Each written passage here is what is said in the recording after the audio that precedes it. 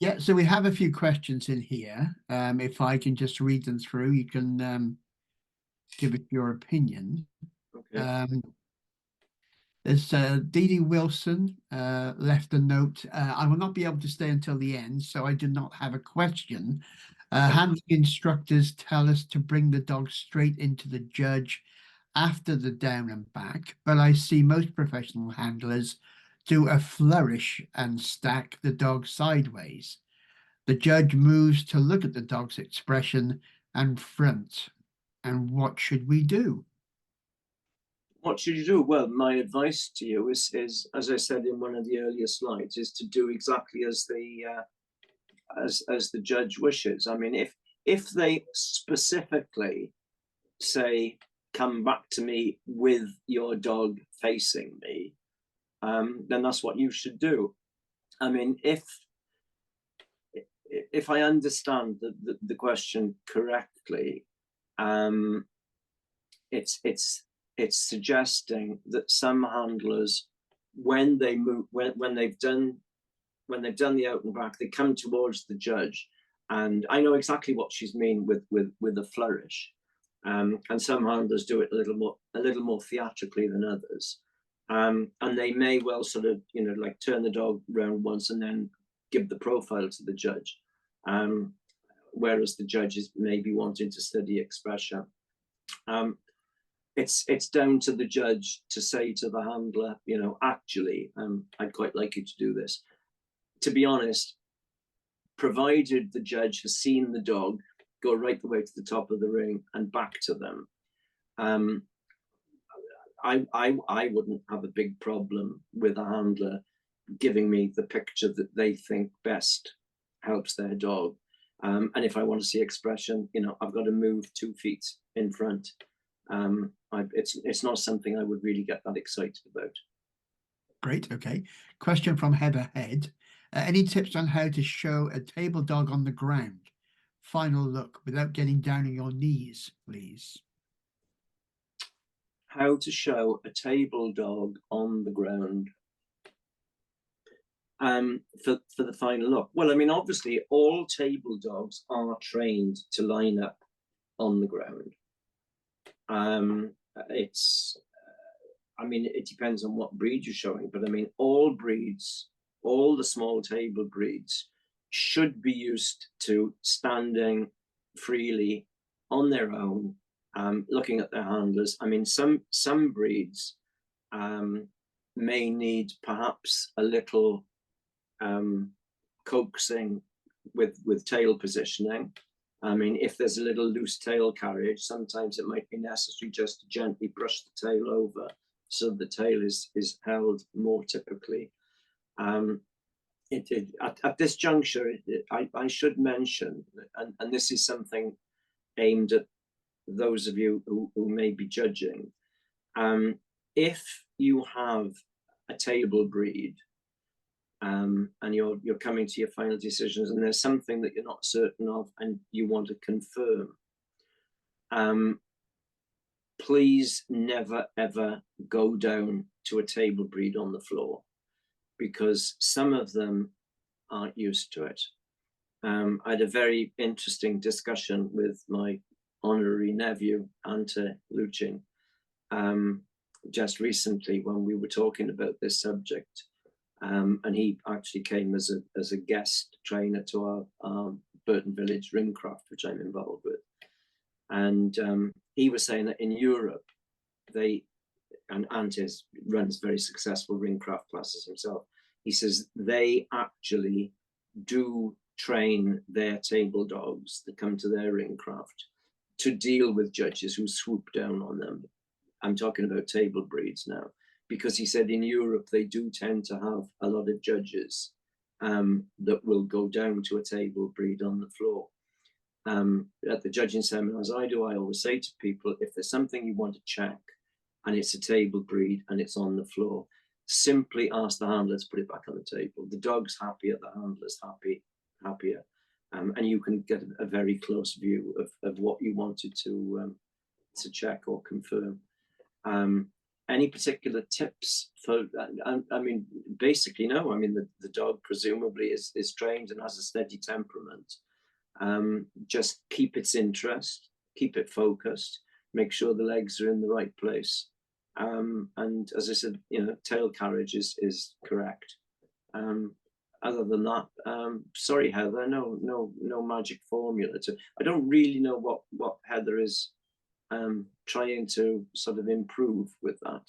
But she can maybe enlighten us if she's already stuck with us this long. So. Okay, yeah, fine. Just a little note from Adele saying, as a novice, this has been excellently pitched and paced so far. So I think she's got that's very sweet. Thank you. Presentation. Maria Louise, cutting the nails of long-coated breeds, you can wrap the foot with an old lady's tight. Let the nails through it, and no hairs are in the way of the grinder. Well, isn't that a marvelous tip? The tip from Marie Louise. Well, thank you very much. Is that Marie Louise Doppelreiter? It is. Ah, right. Okay. Yeah, very, very nice lady, great judge, and some lovely Cocker Spaniels. Hello, Marie Louisa. Yeah, well, what a genius idea, and so simple. Again, I need to expand one of the slides, and everybody will have to get their old tights out. But no, when you think about it, I mean, what a wonderful idea, and how simple. Yeah, marvelous. And Judy Harrington, if you're still watching, there you are. You're talking about hair being wrapped around nails when they're being ground. Marie Louisa, get your old tights out, Judy. Okay, great. Excellent. Thank you very much. You see, we're all learning tonight. Yeah, we have a question from a Mr. or Mrs. or Miss Simpson. What should you do if another exhibitor is distracting your dog with bait, etc.? Well, I mean, in most countries, there's no sort of restriction on where you can stand in a class. And if you're standing next to another exhibitor who is distracting your dog with bait, either accidentally or deliberately, I would, if it happened to me in my exhibiting days, I would simply say to the ring steward, "Excuse me, do you mind if I stand at the end of the line?" Because the dog adjacent is that the handler is putting my dog off, and I mean, very few judges would object to that. I mean, it's pointless getting into an argument in a slanging match with a rival exhibitor in the ring. Nobody benefits from that. But if you feel your dog is being distracted, I would simply say, "I'm sorry, I'm going to stand somewhere else," and then make the best of your dog there. Great, thank you. Jane Hayward says, "What is your view on professional handlers? Do they have an advantage or not?" Isn't that interesting? It was one of the questions that I posed when I did that handling masterclass with Peter and Michael and Mary and Katja. The general consensus of opinion was that owner handlers often have an advantage if they are talented, for the simple reason that they live with their dogs 24/7, and the chances are that they have them as house dogs. Whereas the professional handler, of course it depends on the country and the situation and the individual handler. I mean, if you're talking about someone like, let's go back to Diego Garcia, for example. Now, I mean, part of his success is that he does not have a huge team of dogs. He keeps probably, he'll correct me if I'm wrong, but I would think he very seldom shows more than 4 or 5 dogs at a time. But the dogs that are in his charge live effectively as house dogs, with him and his wife Evie, in either in their home or in their magnificent motorhome when they're on the road. So the dogs that he shows, I mean, they may just as well be owner handled, because he's got the contact with them again round the clock. If you're a professional handler on a very grand scale, and you have, I don't know, a team of 20 dogs at the show with 4 or 5 assistants, then obviously you will have an element, a degree of connection with every dog that you show, particularly the, you know, the specials dogs that are being campaigned. And all the top professionals, regardless of the number of dogs that they have, they do put a lot of it, they do put a lot of effort into it. And there is the contact, because without the contact, you don't get the bond. And when you see some of these great handlers, you know, that bond is it's immediate and it's apparent. And that doesn't come from just, you know, having somebody else groom the dog and then handing it to you. You know, you have to put in, you have to establish the contact to develop that bond, to make that dog want to please you when you're in the ring. A very talented owner handler will know every single nuance of their own dog. The owner handler will know how his dog is going to react to a balloon going off, or a black bin bag blowing across the ring, or a golf cart, because they live with them all the time. So, you know, I don't think either category has an advantage.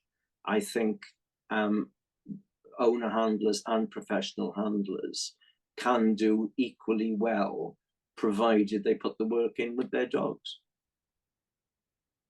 Yep, thank you very much. I'm not sure if this is a question or just a comment. Is from somebody who is an anonymous attendee. I have an 8-month-old who is insistent on trying to grab the bait and not stand back and wait. He is also extremely distracted by what is going on around him. I didn't get him until he was 4 months old and new to the show ring. So, as I said, there's not really a question in there. It's more of a... Well, it is a bit of a question, because we don't know whether it's a lady or a gentleman, do we? It's anonymous. Okay. Anonymous, how exotic is that? They're obviously terrified of admitting that they were here tonight. Yeah.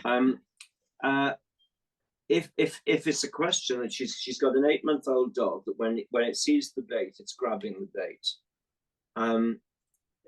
It's just a question of practice. Basically, what she needs to do, I don't know what bait she's using, but what she needs to do is, when she's got the dog focused on the bait, and presumably she's got the lead in such a, we don't know what breed she's talking. Did she mention a breed? No, she didn't, I'm afraid. No, well, that doesn't help. If she's got the dog on a lead in such a way that it is restrained, for want of a better word, what she needs to do, once the dog is standing correctly, rather than just wave the, you know, tempt it with the bait, what she needs to do, she needs to take the tiniest morsel of that bait on the finger and just give it to the dog, and literally, you know, like a little fingernail at most, and then that will sort of, you know, quench its thirst, for want of a better word. And if there's any suggestion of it lunging for the bait, just a sharp jerk on, I don't know what she's showing the dog on, but presumably, I mean, a slip lead or a slip chain would be the best if she's having this kind of problem. If it does lunge, you just give it a quick corrective, you know, you don't strangle the dog, but it's a strict no. And then, you know, you check the collar, and when the dog realizes that it's not supposed to do that, then to reward it, you can again give it that tiniest little morsel. It's 8 months old, for God's sake, you know. All you've got to do is a bit of work and perseverance. Yeah, good. Kim Turner is asking, I am new to showing, so I've got a lot to learn. but I'm really struggling to get the correct speed to move my whippet. How can I get some help or advice to get this right? Thank you. Well, basically, it's trial and error. I mean, I don't know how big the whippet is. I don't know how tall or short the handler may be. You need to decide on what speed is the best to demonstrate that the whippet's movement at its best. And I mean, I don't know where she is, where she's living. The obvious answer is, of course, to go to some ringcraft classes where there is expert tuition available, so that an outsider can basically say, you're going too slow. No, you need to open up. You need a fast walk, because this is where the dog opens up and shows itself to advantage. Or alternatively, and again, I don't know the circumstances of the dog, but I mean, if it's come from a reputable breeder of whippets, go and visit the breeder and say, can you please tell me, what is the speed I should adopt to have my dog seen at its best, to stand the best chance in the show ring. I mean, there are always people, we are surrounded by experience in this sport. And I think oftentimes people are a little bit reluctant to actually ask for help. And the vast majority of genuine dog people, provided they're not approached the minute they're about to go in the ring or when they're in the middle of grooming a dog, the vast majority of people, if they're approached politely and someone simply says, excuse me, do you have a moment so that I can ask you a question? They will either say, yes, of course, what's the question? Or would you mind coming back in half an hour? But there is a huge amount of experience out there. There's a huge amount of knowledge, and the majority of genuine dog people are helpful and love passing on knowledge when the inquirer is clearly enthusiastic. Thank you, Andrew. Tiago Fortuna says, having had cockers for many years, I'm accustomed to handling them on the stack. All my dogs can free stack, but it was instilled in me to handle the stack, only using the free stack after moving back to the judge. Do judges really appreciate this breed in a free stack? Oh God, what do you want, the politically correct answer or the truth? Of course, some of the great cockers, in the dim and distant past, long before I was around, I hasten to add, but like the Ware cockers of H.S. Lloyd, who won won best in show at Crufts either 4 or 5 times, I think, with 2 or 3 different cockers, was known for just letting his dog stand free. I mean, they just stood free and wagged their tails, which of course in those days were docked, but not anymore. I know exactly what Tiago is saying, and I'm sure that and I'm suspecting he's Mediterranean or South American with that name. I strongly suspect that if he went into a class of Cocker Spaniels in his country and attempted to handle like H.S. Lloyd of Ware, with his dog, with him standing up and his dog just standing there wagging its tail, and everybody else in the class is on their knees topping and tailing, then he is going to look like the odd man out. Now, whether or not he's quite happy to become a trendsetter and look like the odd man out, that depends on his aspirations and his strength of character. I mean, personally, I would love to see a Cocker Spaniel shown like that. I mean, I currently Mike Wildman, who is the friend who set up originally the Ringcraft class that I'm involved with. I mean, he's currently showing the most exquisite Cocker Spaniel bitch called Frankie, who was one of the first dogs who came to our Ringcraft, and she's won hugely. She's a group investing show winner. She's with the most wonderful, merry Cocker temperament. And Mike can quite happily just stand there, and Frankie will just put her legs down perfectly and wag her tail. But tradition dictates that when he goes in the class and he's competing you know, he will set the dog up like everyone else in the class. And that's not to say that the bitch isn't capable of doing it. And I mean, when she moves and comes back to the judge, you can see, and indeed on the table, the tail never stops, you know, which is absolutely a breed characteristic. So Tiago, it's down to you. You know, do you want to be a real trailblazer and trendsetter, or do you want to just sort of fit in with the majority and take it from there? Okay, thank you. David Streets, what is your view of exhibitors kissing the judge when they win the CC or reserve CC notice? A lot in boxers. I really wish they wouldn't. Some exhibitors can quite understandably be very, particularly if they haven't won lots of CCs, they can be very, very excitable and let the moment get to them. And you know, we've all at some point been subject to the arms thrown around and the totally unexpected kiss from the handler.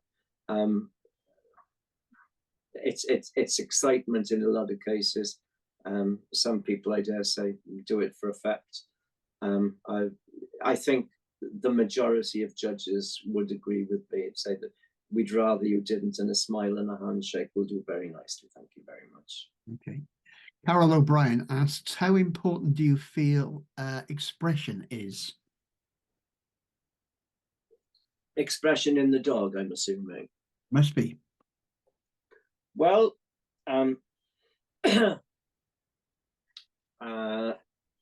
she asked how I felt, so I'm going to give you my opinion. I feel that expression in all breeds is very important.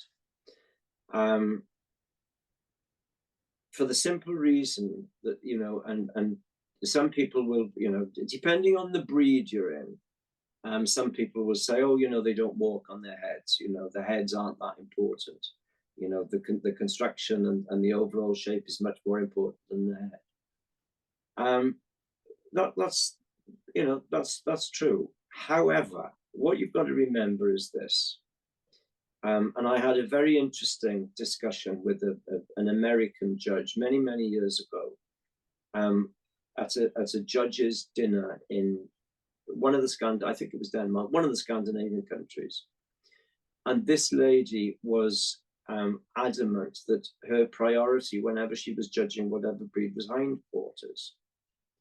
And she was quite a strong-minded lady. She wasn't lacking in confidence. I've never met her before. She was banging on about the importance of hindquarters. And of course, hindquarters are important to, you know, to the vast majority of breeds. And I said, well, just out of interest, do you happen to have your passport with you? And she looked at me a little strangely and said, well, yes. So she dug into her purse, being an American, and produced her passport. And I opened the passport and looked at the passport photograph. And I said, now, isn't this interesting? I said that it has your face on there rather than your legs. And she looked at me even more strangely. And I said, surely a dog's head and expression is what makes that dog a total individual, just as your face makes you an individual. And you can look at a class of 20 dogs, and you could, if you cut the heads off, metaphorically speaking, and just looked at the outlines of these dogs, it would be very hard to tell who is who and which is which and one from another. But the minute you see the head and expression, that identifies that dog as an individual.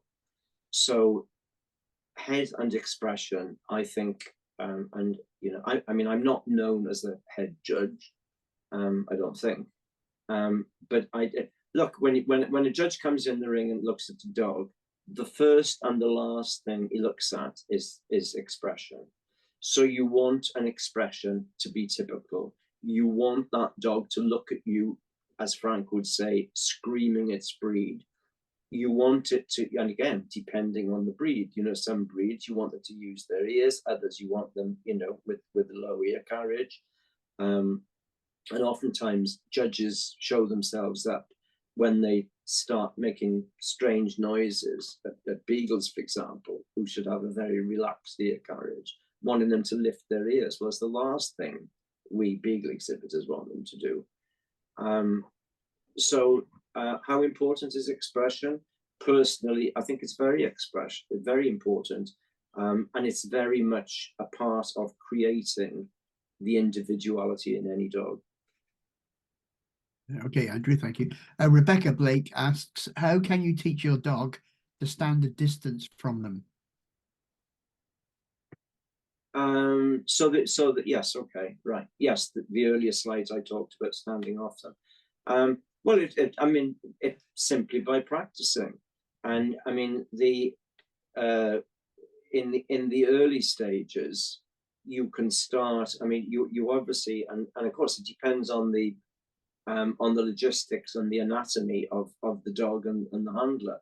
I don't know what breed we're talking about. I don't know how big or small the handler is.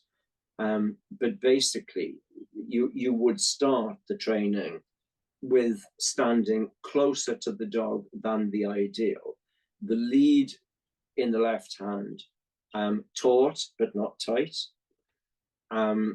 so that, you know, you're standing in front of the dog, maybe, you know, a foot away, no more, and use whatever you're going to use, whether you bait or whether you're using some other form of attraction, a toy or whatever, and always believe in the importance of reward. Once the dog is standing perfectly and you're standing in front of it, once it has that perfect stance, then you reward it with just a tiny bit of bait, just so that it knows it's going to get a treat once it sets itself up well. And keep that lead taut. And basically, it's then a process of you stepping gradually. You know, the next time you practice, you know, you're 2 or 3 inches more away. Keep that lead taut. And by the time you've done this and you're now standing 2 feet away from the dog, maybe, and at this point, obviously, you know, you probably haven't got sufficiently long arms to be doing it. But by the time the dog has done this gradually, the dog should get the message that it doesn't need to be close to you. And I mean, you see a lot of handlers in the work group. I mean, they will be sufficiently, thinking dogs particularly, you'll see handlers sufficiently far enough away that when they are doing the reward, they're actually throwing the tiny bit of bait to the dog and it catches it in its mouth. But it's pure practice. And I mean, if the dog insists on, you know, shuffling up to you, you know, you have to check it and send it back. And then again, when it gets it right, then it gets its reward. It's practice and patience with the vast majority of aspects of handling. Okay, thank you. P. Hence asks, I find it difficult to determine the right speed for my dog. Is there a simple way to determine that? Well, it's basically the answer that I gave to the whippet person, isn't it? Yeah. I mean, you know, you need to go to somebody who is an expert in your breed and say, right, you know, I need help. Could you help me? Could you tell me at which speed my dog or bitch is looking its best? And as I said, you know, the first port of call should always be the dog's breeder, assuming you've bought from a reputable, responsible breeder. Okay. Lauren Levesque asks, do you have any tips on how to teach a self-stack on breeds that are particularly hard to teach self-stack?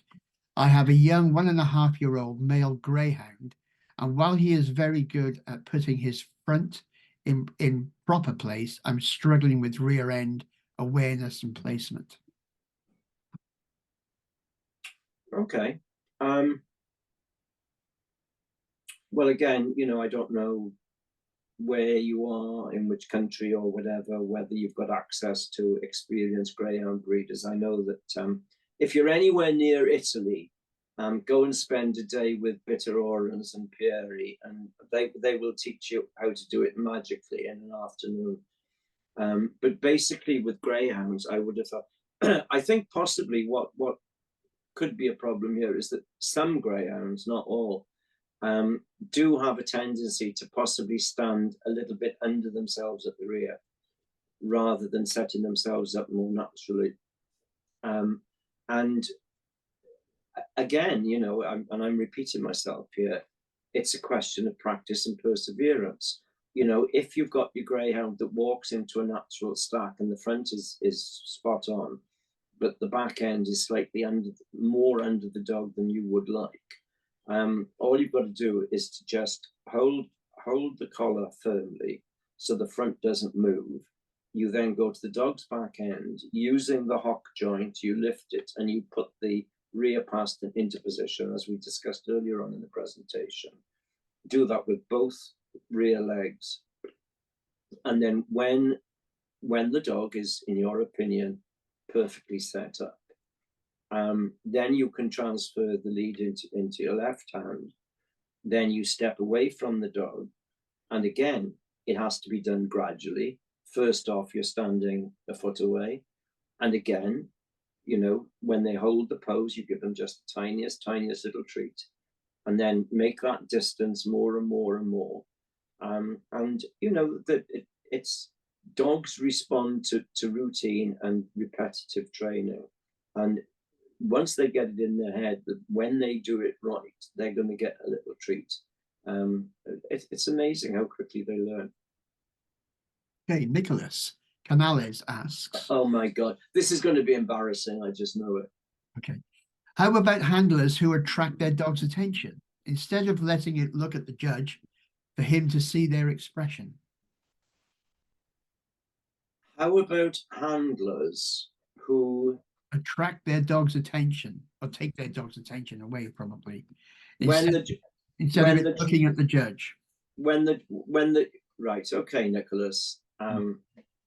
I assume that he is suggesting that a judge is trying to assess a dog's expression, and instead of letting the judge do that, the handler is actually getting the dog to focus on him. Right, and I forget how he actually phrased that, but what was it? What would you do about a handler, or what? How about well, it just says, how about handlers who attract their dog's attention instead of letting it look at the judge?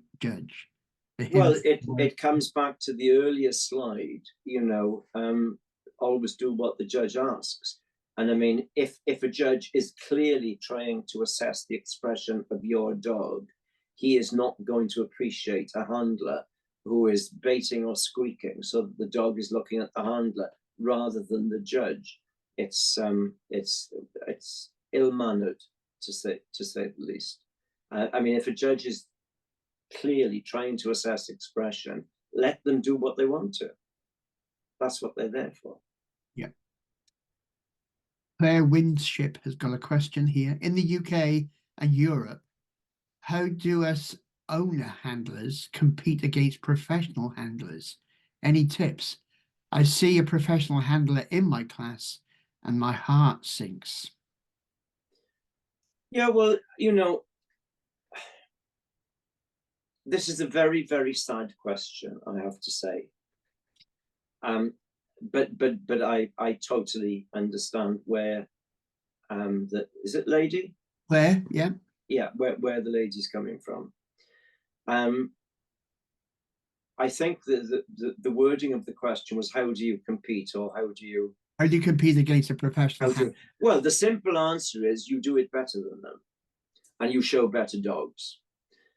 What she is basically saying, if I understand her correctly, is that when she walks into a ring and she sees that she is up against a professional handler, or if I interpret her question correctly, a well-known professional handler, her heart sinks because she thinks that that judge is automatically going to put the handler up, regardless of the dog that they're showing and the quality thereof. The middle and both ends of this is it all depends on the judge, and you have some judges who will judge dogs regardless of whether they are owner handled or whether they're handled by the most famous professional handler in the world.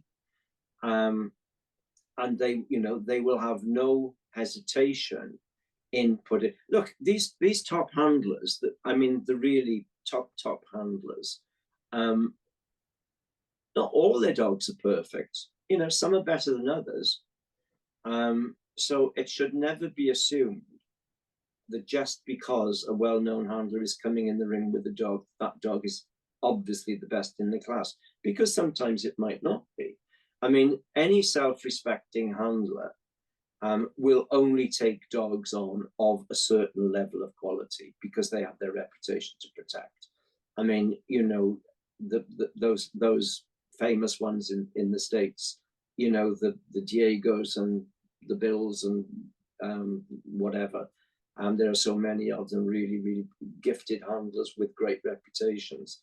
But I mean, I am sure, well, I know for a fact that they often get approached to handle dogs, and they will say politely and tactfully, I don't think I can do what you expect with this dog. Yeah, right. I think the important thing is you walk in that ring and you convey to the judge that you have the same ability as the professional handler. I mean, go into the ring, you know, and like I said before, it isn't a fashion show, but I always say to exhibitors, when you're showing in the breed, dress as if you're ready to walk in the group ring.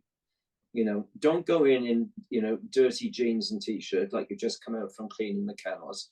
Go in with a beautifully conditioned, a beautifully trained dog of a level of quality, with you yourself confident and well turned out, and you give the professionals a run for their money. There will be, look, I'm not going to lie to you, there are some judges who will automatically put up professional handlers because it's, I don't know whether it's a lack of confidence or a lack of ability, but they mistakenly will say to themselves, oh, well, if he's showing this dog, it's got to be a good one.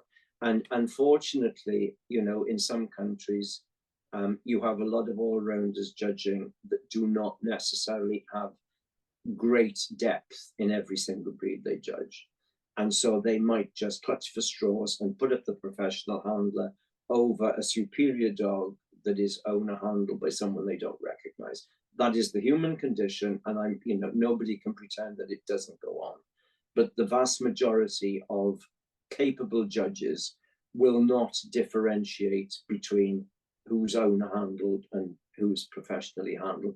They will be focusing on the dogs and trying to put up the best one. So you go out there and you look the professional. I mean, it's sad that you say to start with, you walk in the ring and your heart sinks. No, your heart shouldn't sink. You should get fire in your belly and say, right, you know, I have to go up a gear to beat that sucker today. So, you know, no sinking heart, to go out there with the will to win. And body language is important. If you're going in the ring there with a sunken heart and you're looking depressed and dejected, that's going to go down the lead and your dog's not going to perform at its best. You go in there and, you know, you think that you've got the best dog there, and you let your dog know that you think it's the best dog there, and you put on as good a performance as the professional. And you know, you will find judges, and you know, obviously this is all hypothetical because I have no idea about the quality of the dog that you're showing and the quality of the dog that the professional is showing. What does upset me, and don't take offense because this isn't meant at you, the questioner, but what I do see is people, owner handlers, coming in the ring with dogs that are clearly not outstanding. They get beaten by a professional handler who actually has a superior dog to theirs, but their take on that situation is they only beat me because he's a professional handler. And they never think to actually look at what is on the end of his lead and what is on the end of their lead. And if they could just dispassionately look at the quality of the dog and say, well, yeah, he may be famous, but yeah, I can see that that dog's obviously, you know, got a better head or moves better behind or has a firmer top line or whatever. You know, unfortunately, these days, I think more than ever, exhibitors love finding excuses for why they don't win. And I've never ever heard anyone bitching about bad judging and offering the fact that their dog wasn't good enough as a valid excuse. Okay, Rebecca asks, if you don't think you're going too fast, but the judge insists you run slower, what do? You slow down. You feel like walking by the end. Well, no, I mean, if look, you're there to win with your dog. And I mean, I have a lot of exhibitors that I have to ask to move more slowly because they do move the dogs too fast. If a judge says to you, excuse me, would you do that again, but slower, you do it. Yep. Okay, Nikki Keogh asks, back to movement. Herding pastoral breeds are not supposed to move with head up, but in line with top line to see and herd the sheep. Yeah. It looks good in groups, but not true to the breed standard. Yeah. Just it's a question. So was there a question there? That's how it back to movements. Yeah. Herding pastoral breeds are not supposed to move with head up, but in line. No, well, I mean, Nikki's shown enough wonderful briards over the years, ever since she was a tiny kid. Yeah. I've watched her grow up, and she understands her breed and several others intimately. Yeah. And yeah, unfortunately, you know, there are lots of breeds, notably the herding breeds, where the natural and correct head carriage is slightly low, because of the job of the work that they were doing. And unfortunately, you know, because of fashion, exhibitors in these breeds have decided that they want this high station, high carriage, which is totally incorrect for those breeds. I mean, it might be correct in certain breeds, but certainly the breeds that Nikki's referring to, a lower head carriage is correct. But you still see some exhibitors, you know, wanting to sort of lift them up and encourage upright head carriage, so they all, you know, so that everybody looks like Bambi, which is not attractive and it's not correct. Yes, that's a very, very valid observation, Nikki, and thank you for bringing it up. Okay. But yes, I mean, you know, you have to understand what the correct head carriage is. And I mean, you know, anybody who is judging one of these breeds at the top level should understand what the desirable head carriage is and judge accordingly. And I mean, I would certainly not expect anybody to ever penalize a dog, for God's sake, for having a perfectly correct breed typical head carriage. Okay. D. Hyde asks, do you think that now with entries in most breeds going down, it might be a nice idea to go to the European method of critiquing each dog, as this may be something that would make it more appealing to more people? Well, anyone who knows me knows that I am a great believer in critiques. I mean, I love the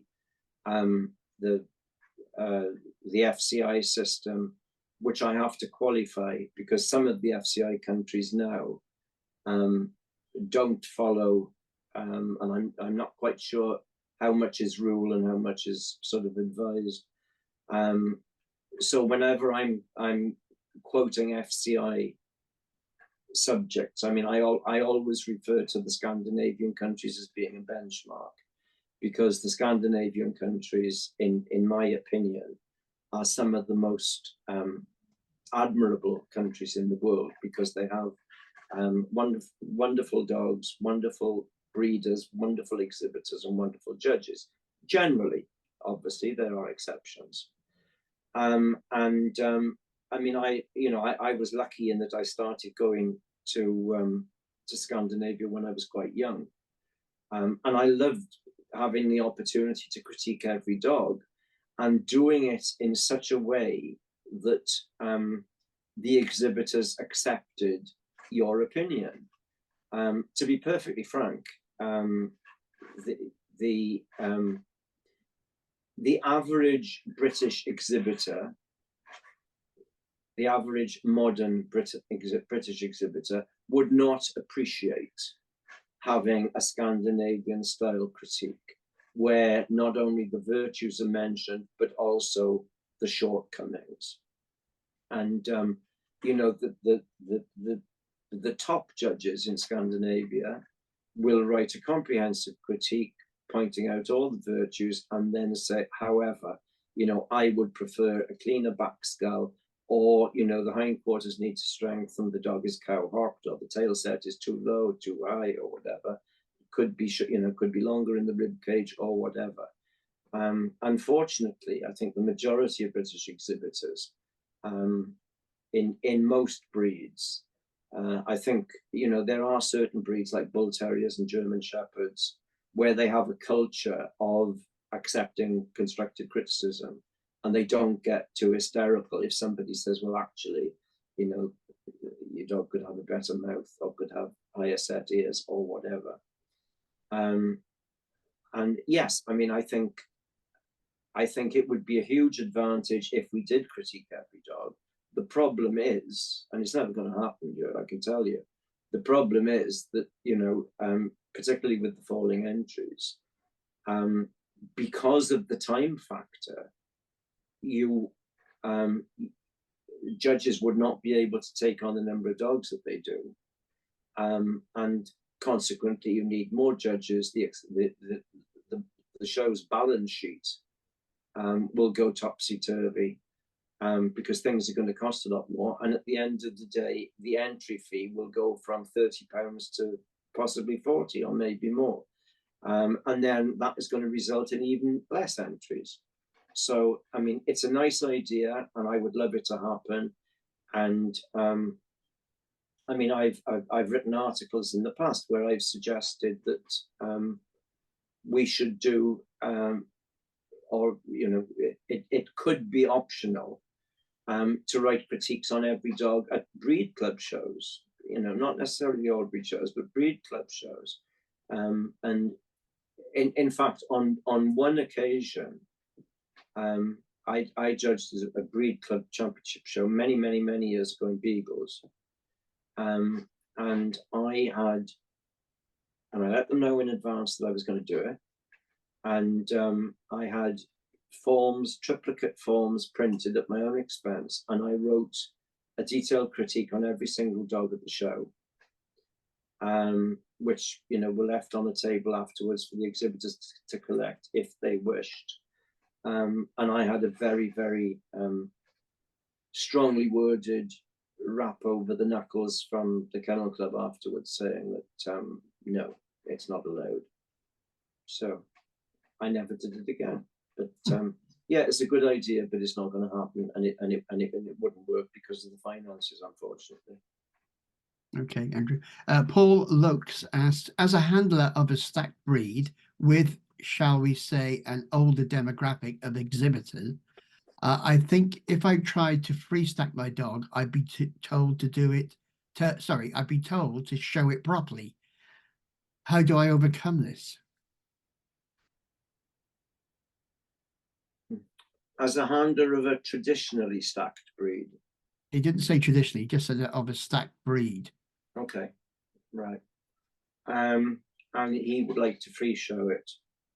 I think if I tried to free show my dog, I'd be told to show it properly. Yeah. Well, I mean, I can I can understand that, and especially if it is a sort of older population, Hmm. then yeah, I mean, I can see. I mean, I know when many years ago, Peter Green came over to the UK and handled I think it was a Norwich Terrier, and it was slightly the opposite kind of situation, but basically when everyone else was standing, letting their dog show freely, I think Peter had the nerve to sort of stack something, and I think it resulted in sort of universal slow hand clapping around the ring. It didn't go down at all well, but you know, again, you know, nothing's written in stone as to how these dogs should be handled. And as I said earlier, you know, if someone wants to, you know, show their dog to the best of their advantage, and they think that their dog is going to look better shown free rather than stacked like the other 9 dogs in the class, do it. I mean, I don't know what the, you know, the reaction to your breed people would be like. I don't know what breed you're in. I don't know what the breed politics are. It may well be that you'll be drummed out of the brownies in the end. But you know, paddle your own canoe and do your own thing, and do whatever you think is going to make your dog look as good as it possibly can. Okay. Claire asks, I show my Irish setters that are handled into the stack. Wouldn't I look silly or annoy other exhibitors if I started free stacking when all else are being held? Well, I don't think you'd look silly at all. I think you'd look very impressive if you've got a beautifully balanced. I mean, you know, no breed looks more gorgeous than an Irish setter when it's standing there on 4 good legs, gently wagging its tail, rather than being, you know, pulled out and stretched and held there like a cardboard cutout. I mean, I know that the rest of the people in the breed probably wouldn't appreciate it.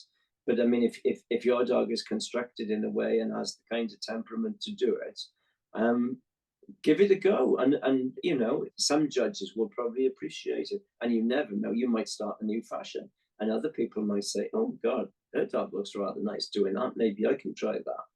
So you know, everybody has to start a trend or start a fashion somewhere. So you could be onto something there. Give it a go. Okay, Andrew. Oh, listen, we've been running about 2.5 hours, 2 hours 35 minutes maybe. We've still All got right. Okay. quite a few questions here. So do you want to just free What roll? what are we looking at time wise? It's 9:30, isn't it? Yeah. Right. Okay. How many questions have you got left there, Clive? Probably another 25, 30 or maybe. 25 or 30 questions. Yeah, yeah. Oh God. Well, that's I don't know whether that's going to be doable. Well, I don't mind if you want to go another 15 minutes or so, and then we'll see how far we've got. No. Well, okay. It's up to you. Your call. Right, fire them at me, and I'll try not to be as I'll try to be as concise as possible. Okay, let's go then. When you were discussing movement, you rightly said that the dog should be moved as per breed. Surely that should also be suitable to the individual dog, especially in my breed, when there is a wide variation in the way they are built. He didn't mention the breed, unfortunately. Right. Well, yes is the simple answer to that one. Okay. Michelle Morgan says, sometimes the dog is moved by someone who can move better than the owner. Is this acceptable? God. Oh God, I was hoping somebody would not mention this because I know I'm going to offend somebody. Do it quickly. Personally, I do not like runners, as they referred to, because when you have somebody standing the dog and then someone else moves it, maybe the person, the owner, maybe elderly, maybe not the most agile, and they get someone else to move the dog. My opinion, and I mean, I've had it happen to me where I have actually said to the owner, would you mind leaving the dog with the person who moved it, because the changing over unsettles the dog. And 9 times out of 10, the person who moved the dog does a brilliant job of setting it up anyhow. The very principle of using a runner, and I know this is not going to be popular in certain quarters, but you ask my opinion. When I see somebody wanting to stand the dog and stand behind the dog and then get someone else to move it, all that is saying to me is that person wants me to know that it's their dog. And that's why they're not letting that very talented junior handler take it over for the entire duration. I won't go any further on that, but that's simply my thoughts on it. Runners, I know some people say, oh, well, if I like showing my dogs and I like to be in there. Personally, I don't think it should be banned. Everybody, should have the right to do it the way they want to. Personally, I dislike it. I think it unsettles the dog, and it also sends out a message, rightly or wrongly, to the judge. Next question. Carol, when is expression best displayed? When is it? When is it? When the dog is on the ground and it's focusing on something, or in certain terrier breeds that traditionally would spar when it's looking at a rival dog.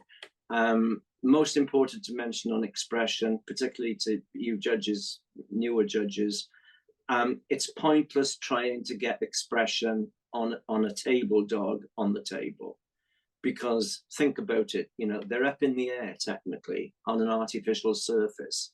They may be a little unsure. Don't bother trying to get ears up on the table. Wait till the dog is on terra firma, then you can squeak or throw or whatever. And that's the best time to get the expression. Helen Golden asks, what nail grinder do you recommend? Dremel. You can get them in any do-it-yourself shop, the big B&Q or so. Or, I mean, for God's sake, these days, Amazon, doesn't everyone buy everything off Amazon? Dremel grinder, they're wonderful. Okay, Pauline says, inspirational presentation, Andrew. Wish I'd seen this 23 years ago when I first started out with my current breed. Thank you, Pauline. Thank you. Pauline again, if you are in a ring which is on a slight slope, how would you stand your dog in side profile when the judge, how would you stand your dog in side profile when the judge is assessing your dog? Well, if the ring is on a slope, if the ring is on a slope, well, I mean, I would. If the ring is on a slope, then obviously, if you do it at 90 degrees, you're going to get a level bit, aren't you? So you instead of standing the dog uphill, you turn it around at 90 degrees so that it's on the level, so that its side is looking upwards. That's pretty logical, I would think. Anonymous question. What are your thoughts on a handler talking to their dog while being shown? Well, I've no problem whatsoever, and unless the conversation is, hello, good morning, champion Fido, who's won 5 tickets and was best in show last week. No problem talking to the dog. If it makes the dog happy, have a conversation with it. Okay, Rebecca asked, what age would you say you see potential in a puppy? Well, I mean, it's a two-edged question. It's whether or not you're looking at as a breeder or whether you're looking as a judge. I mean, from a breeder's perspective, I have never, I know other people disagree with me, I have never been able to select a puppy when they're born, when they're wet. I mean, I know some people say they can. To me, I could never get my head around that. I always like to look at puppies when they were between 8 and 9 weeks, regardless of breed, because at that age they are pretty much in proportion, and the picture that you get at 8 to 9 weeks is the picture that they'll return to, because once they go beyond 8 or 9 weeks, everything goes to hell. They grow out, and depending on the breed again, they can grow out of proportion. They can go bum high. They can go out in front, they can go down on the pastern, everything can be out of proportion, but invariably they come back to the picture they had at 8 to 9 weeks. If you're saying at what age could you spot potential in a show dog? I mean, personally, I would say 6 months. That's not to say that you are saying that is the finished article. But I mean, I've given CCs to dogs at 6 months old because I thought they were exceptional. Okay. This is quite a lengthy question, unfortunately, but when handling a free-handled breed in a group, how can you keep enough room to be able to do so effectively when the next exhibitor keeps moving up behind and taking space, and the steward keeps asking you to move up so you're left with only a stacking space and no room to walk into a free pose? It's very frustrating. Right. And, you know, I know exactly what you're talking about. And you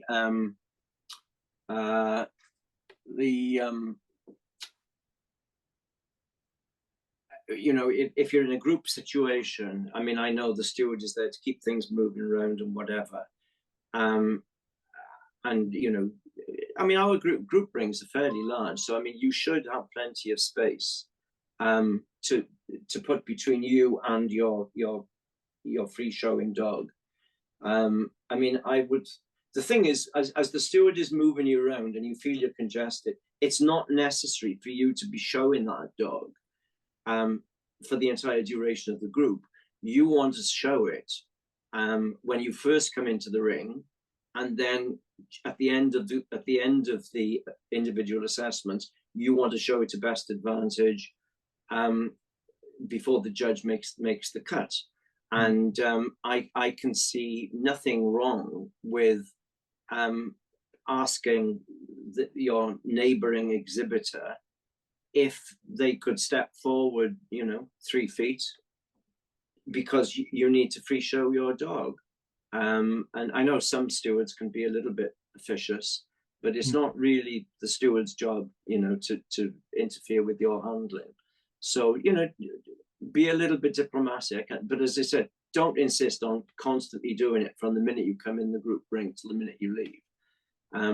The important bits are when you first come in and you've got a bit of space to do what you need to do, and then right at the end. And as I said, if it means tactfully asking your neighbour to, you know, I can't imagine anyone wanted to get in a fight over that. Next question. Next question. Kim says, I do go to a ring craft, but still can't get it right. Trying to get help to get this right. I suppose that's something that's a work in progress, really, there. Catherine says, how can you encourage your dog to move out more in the ring, like it would or does outside the ring with a golden retriever? Move out more. Move out. I mean, I think what she probably means having a little bit more extension in front. Well, it was. I mean, there are various methods. First of all, it all depends on the dog's construction. But from what she said, it obviously does extend outside the ring, which some dogs can do infuriatingly. But interestingly, when I think I mentioned earlier on that when Ante Lucian came as our guest trainer to BVR, he came up with, and you know, Mike Wildman and I, you know, we're all, I mean, every ringcraft session, we ourselves learned something. And Ante came up with something which was so obvious when you think about it, but was marvelous. And it was something that, you know, we said, well, we must adopt that. And he was saying with, you know, with these youngsters, with puppies, when they first come in, you know, get them interested, make it fun. And the one thing that stuck in both Mike's and my own head was this business of taking a favorite toy or something and not worrying about getting, you know, a perfect breed standard stack. But when the dog, you know, wants to sort of get it, you need to make it fun. And he was using and doing it very effectively and doing it practically. He was throwing things in front of the dog so the dog would want to go forward. And that is something that you can build on to encourage your dog to move out more. And I mean, just in the space of an evening, we had several dogs that were a little bit reluctant, but with Ante, you know, with his constant sort of toy throwing in front, and the dogs were eager, they were going forward. And then even when the toy wasn't there, it was already then in their brain. So it's something to build on and, you know, get a really good ring craft, obviously. Good. A quick similar one to what we've had before, but how can you stop people crowding you in the show ring? Well, I mean, you can't. It's just everybody should be well mannered, and people should not crowd each other. And as I said before, if you feel you're being crowded and your dog is being disadvantaged, then you simply say to the steward, "Excuse me, I'm being crowded here. I'd like to go to the end of the line." Okay. Thank you, Lauren. I get mixed reviews from judges and handlers about seeing ears on greyhounds. What is your opinion on showing ears versus not in the greyhound breed? Well, I think I think routinely or traditionally, I should say, it varies from country to country. I mean, in the UK, I think we're quite happy just with rose ears, and we don't get obsessive about getting breeds to to use their ears particularly.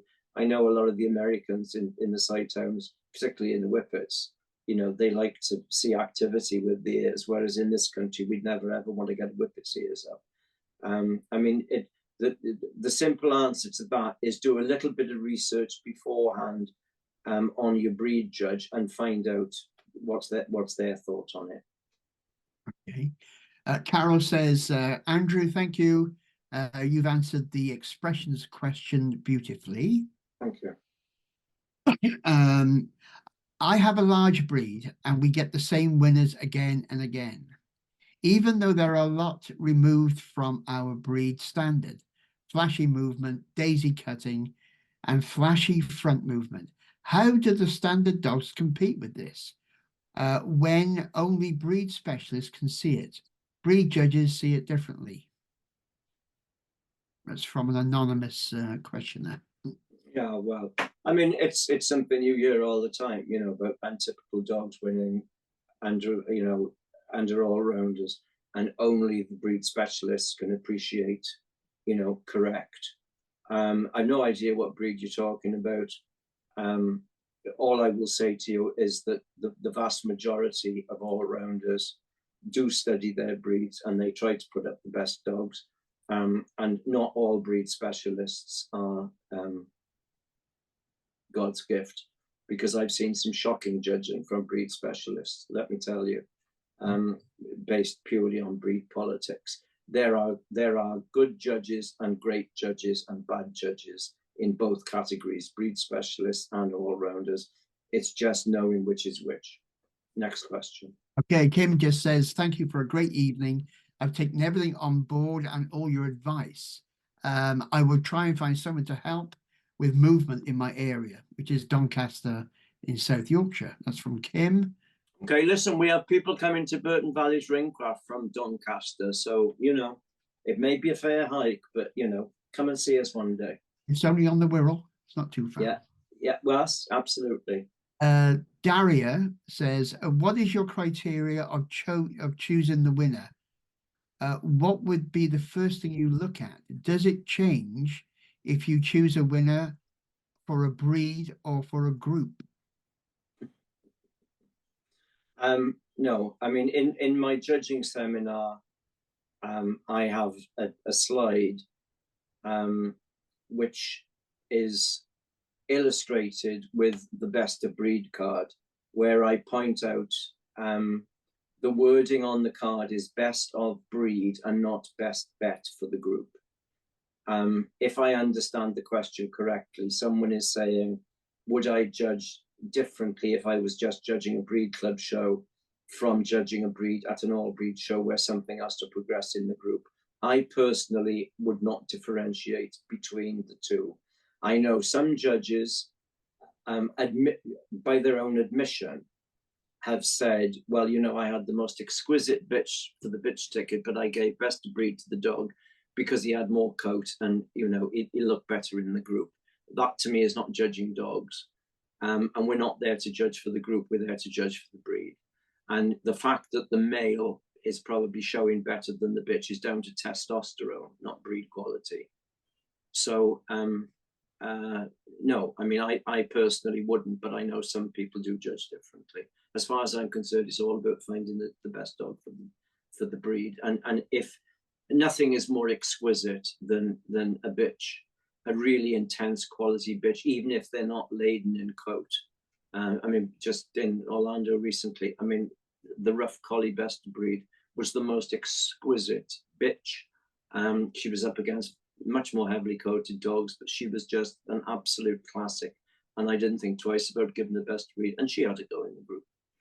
Right, moving swiftly on because we have to keep an eye on the time, I think, Clive. Okay, Marie Louisa, what is your advice when the judge asks the handler to run faster with a breed, which should be shown at a slower speed?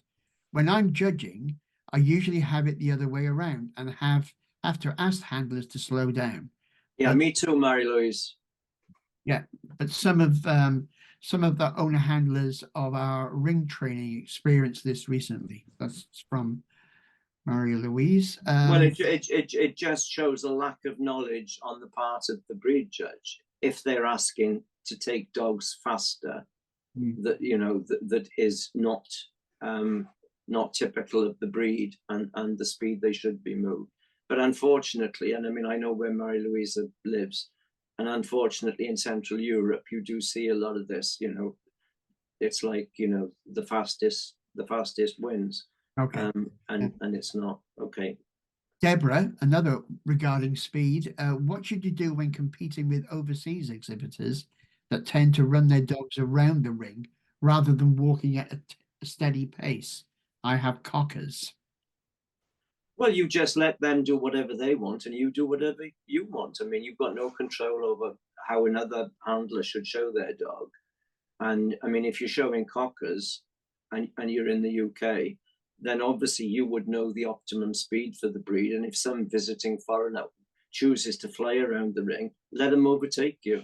You do your own thing. Don't worry about other exhibitors. Okay. Cat Patrick says, I love a free stack with the handler standing back, as you say.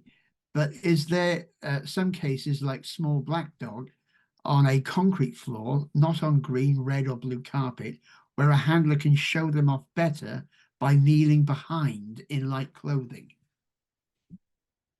Well, yes. I mean, there's nothing wrong with that at all. I mean, yes, if you can show your dog off to advantage, kneeling behind it because you're appropriately dressed, go for it. It's all about making the most of your dog on the day. Okay.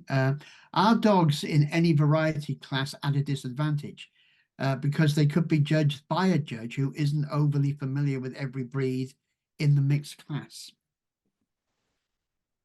Well, it depends on the judge again, doesn't it? I mean, if you've got a judge, if you're judging a variety class, I mean, routinely, I think most judges would. Are you talking about just variety? Sorry, I was thinking she was talking about like not classified or imports and things. Right. So now, right. Okay. Well, no judge is an expert in every single breed. That is for sure. And we all have breeds that we are more confident in and more knowledgeable on. But everyone should understand the basics of breed type of all the dogs that they get. So it's hit and miss. It depends on the individual judge. And you will find some judges that will have a surprisingly deep knowledge of your breed, even when you think that possibly they might not. And by the same token, you will have some that fall woefully short.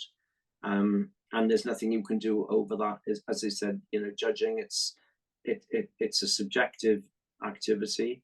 Some judges will know more. Some judges will be smarter. Some judges will be much more steeped in breed specifics than others. And it's dog show, and it's if you find one that's not so good, there's always another show next week. Okay.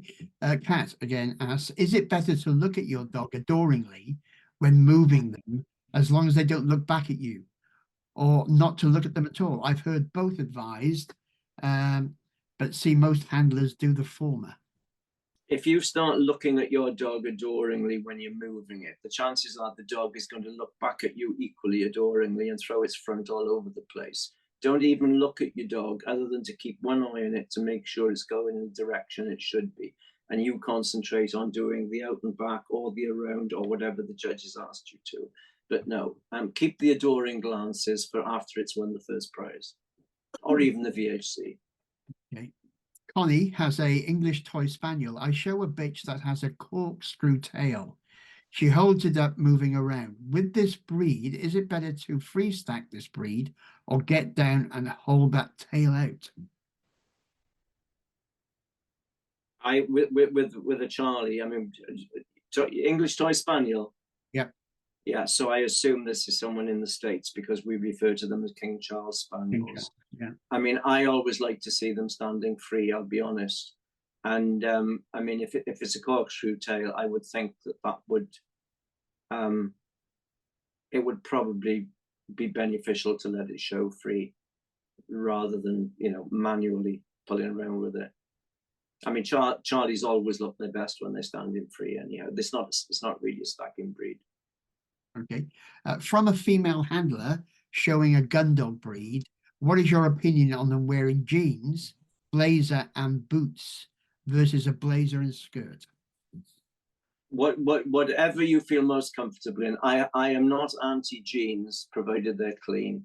And I mean, these days, you know, some jeans. I've never owned a pair of jeans in my life, but I'm told they're terribly expensive these days. So whatever you feel comfortable in, you know, and if it's a skirt, like I said, it doesn't need to be long and flowing or overly short, you know, but jeans are perfectly acceptable, just clean and smart. Okay. Quick one from Nicholas here. The embarrassing question is, who was the judge who put up the young Shih Tzu with not so much coat? Previous slide, approximately number 38. He knows the answer to that You question. wanted to hear that, probably. He knows the answer to that question. Yes, Nicholas, it was me, and it was in Norway. Okay. Next question. Oleg says, good point about professional handlers or amateurs. A good owner handler can win even against Diego. Yeah, well, okay. Chloe says, thoughts on gay tails in the puppy class. Would you ever mark down for it? A gay tail, and I assume you're talking about a gay tail, meaning a tail is carried higher than you would ideally like. And you're talking presumably in a breed that should have a more relaxed tail carriage in the adult. Puppies, young, exuberant. To be perfectly honest, in the puppy class, I would not be that severe on a gay tail if the dog had other qualities, you know, to merit it. I wouldn't get too excited about that. Once you get to 18 months and it's very clearly a gay tail that's not going to rectify itself, then slightly a different thing. But in the puppy class, I'd be a little bit lenient. Okay. J.M. Kirkham asks, when moving around the ring, if your dog keeps wanting to put its nose to the floor, how do you dissuade it from doing so? Gun dog Lagotto. Well, again, it's practice. When the nose goes down with the lead, not severely, but you need to jerk it up off the floor, and you need to get it to focus its attention from the floor, where it's obviously looking for truffles, to the food or the bait that you have in your hand. So if the nose goes down, you give it a gentle jerk up, and then you interest it in some bait, and you keep the bait in front of the dog when you're moving. That is not ideal because it can sometimes throw the front out, but at least you're getting the head up and you get the dog to focus. And again, it's practice, practice, practice. Okay, Tiago again. In a puppy class, would you rather see correct conformation in the free stack with the tail down, but the dog is freely stacked very well, or a manually stacked puppy with the tail held up, providing the free stack puppy has correct tail carriage on the move? That's for a Portuguese Portengo. Yeah, Yeah, absolutely. Yeah, the Bedanga. Yeah, I mean, I would actually prefer to see the free stack with the tail down. You can see what happens to the tail when it moves. Okay. What do you do if you want to move in the line up through distraction, but you are already at the end of the line? What do you do if you? Want to move in the lineup? Oh, the lineup through distraction. Or if you want to move in Oh, the I know, no, I know. Yeah. What they're saying is they want to change the position because they're being distracted by another exhibitor. Got you, yeah. I mean, I would, again, depending on where you are, the simple answer I would think is to simply say to the steward, look, excuse me, my dog is being put off by another exhibitor. Do you mind if I go to the end of the line? Okay. What is your opinion on a measured breed that is over the height standard, but it is of excellent type? Well, it depends on whether or not your breed standard carries a disqualification. If it's a breed where being measured out is an instant disqualification, then obviously you have to take it fairly seriously. Personally, I'm very anti-disqualification. I like the British Kennel Club's attitude to having something in the breed standard which says every fault should be treated or penalised to, you know, in comparable with it to its degree, or words to that effect. Because all too often you can occasionally throw the baby out with the bathwater.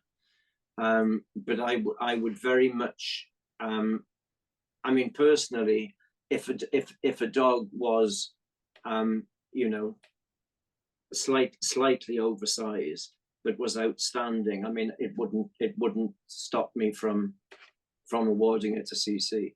And I mean, I have done it in certain instances in the past when the dog was outstanding, but that's not to say that the standard had a disqualification.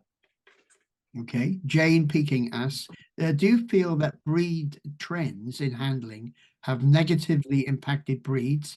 And if so, how important do you feel it is to judge to the standard?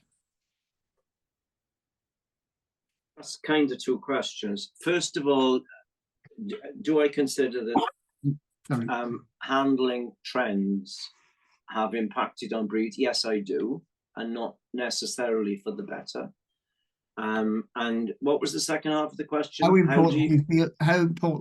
important do you feel it is to judge to the breed standard? Well, it's always important to judge the breed standard, but judging to the breed standard has absolutely nothing to do with styles or trends in handling. I mean, you can judge the breed standard regardless of how the dog is being handled. So your first priority is to judge the breed standard, you know, regardless of any kind of handling fashions or trends. Okay. Hi, Andrew. Just a question about the junior warrant. Is it worth trying to achieve, or does this risk overshowing him as a puppy? This is from Cat Williams, I assume. From Cat? Cat, yeah. Cat Gillard, is it? It doesn't say. Okay, it could be Cat Gillard.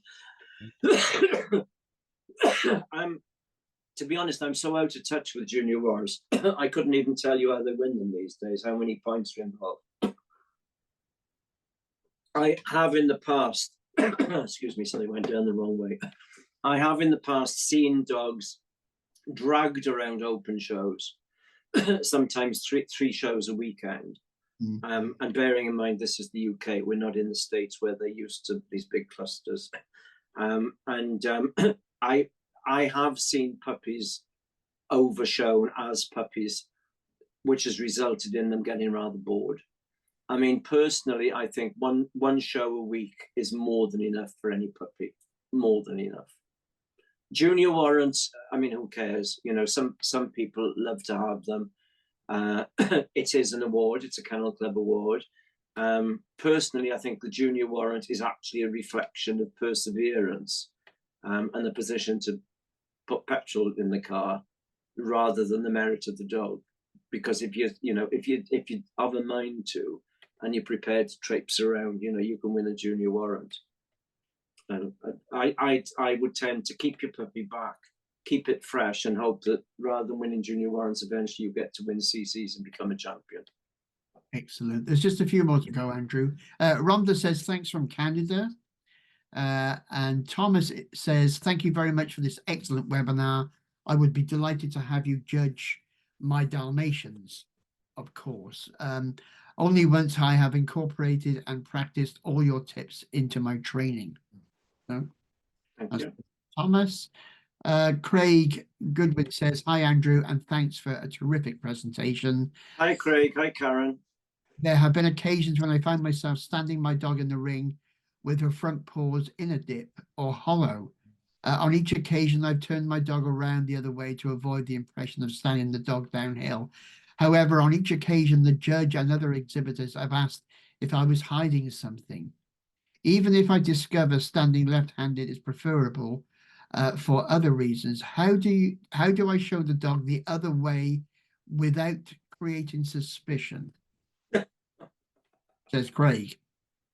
Yeah, whatever you do, people are going to be suspicious of, Craig. I mean, look, you know how to set your dog up. Make them look as good as possible, regardless of whether you're doing it left-handed or right-handed. And if somebody is suspicious, just say you've turned southpaw. Yeah. Anonymous says, thanks for great information on the Charlies. Truly appreciate this. And the last one we've got on the list is from Miss J. Dixon. I previously attended one of your masterclasses in Burscough last year and have thoroughly enjoyed tonight's session. Very informative and incredibly insightful. As a novice handler and future show dog owner, do you have any advice on picking a puppy that is an exemplary specimen of the breed standard and from quality breeding lines? I'm looking at owning a standard poodle. Well,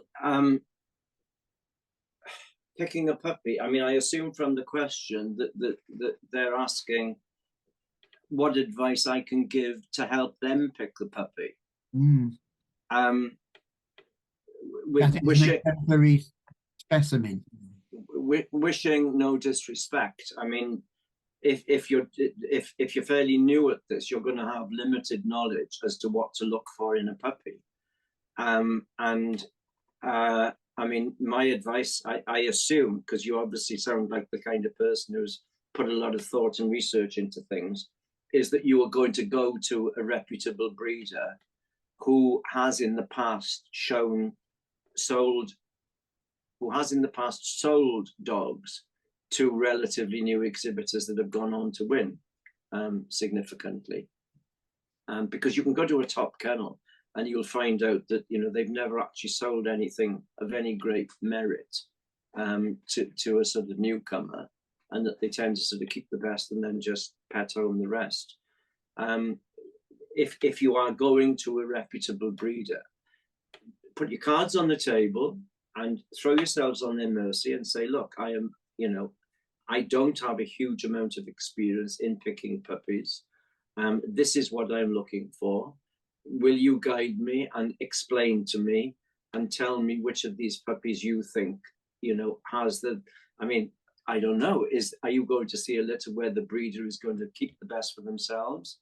Or are you going to go and see a litter where they're going to say, well, you can just take your pick? There are different sort of imponderables here to think about.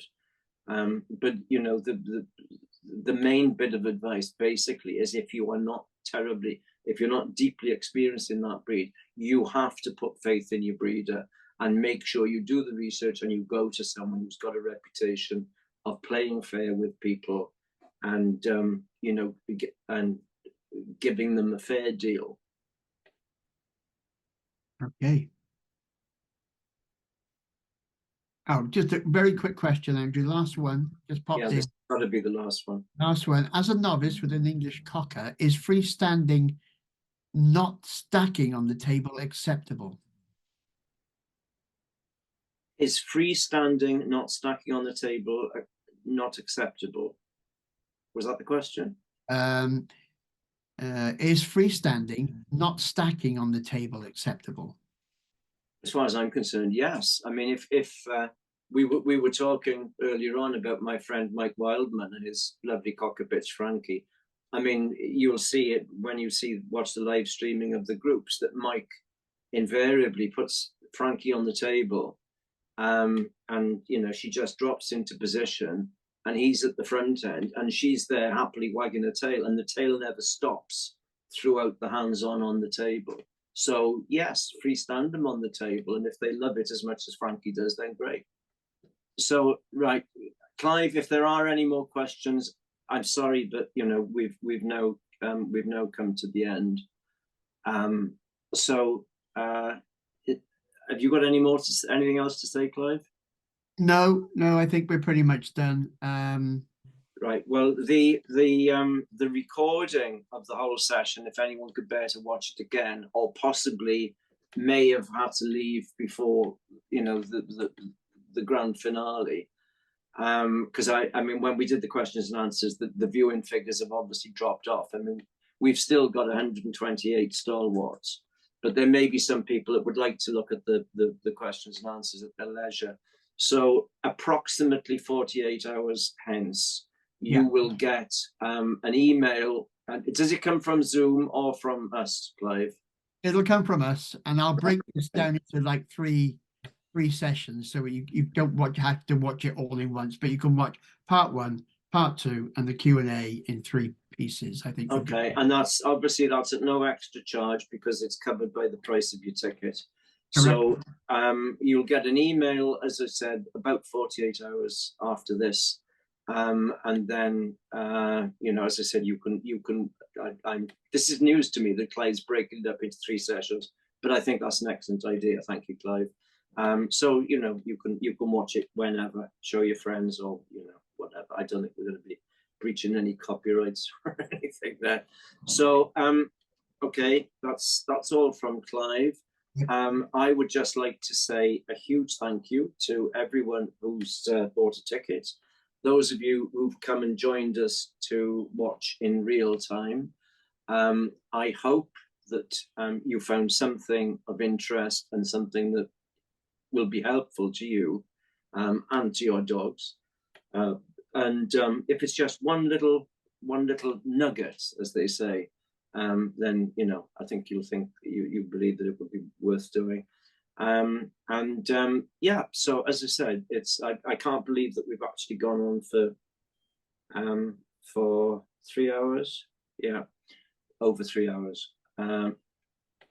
So again, thank you very much, and tell your friends they can still buy tickets via the original link if they so wish.